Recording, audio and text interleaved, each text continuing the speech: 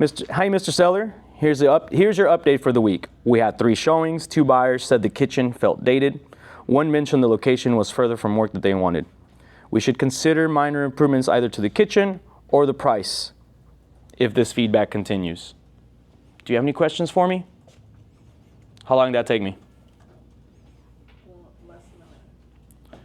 That's it. That's how simple it is. It's super duper simple. Okay? You guys need that again? Yep. Hello, Mr. Seller. Here's an update for the week.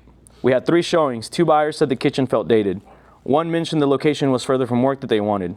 We should consider minor improvements to the kitchen or price if this feedback continues. Now, I really like the way that this script is set up because it gives the client the option, and you're not saying you need to reduce the price, because sellers hate that, right? And that's what we all fall back into. But giving people options makes them what? Feel like they're in control. It empowers them, makes them feel like they're in control. And that's your job, is to make your clients feel like they're in control. Of course, you're guiding them by giving them those options. If they improve the kitchen, chances are they're going to sell that house, or they can reduce the price. But in either case, it pushes them further in the direction. Now, what happens if they don't have any showings? What happens if they haven't had any showings that week?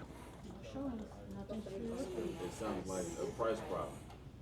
Yeah, but you can still give them an update if you have that feature on hard where it shows how many people have looked at their property. Yep. So it's not like you're going in empty-handed anyway. You still send an update. Days on market, showings, buyer feedback, no feedback, market shifts. In market shifts, you can take a little screenshot to show how many people have looked at that listing. Hey, look how many people have looked at it.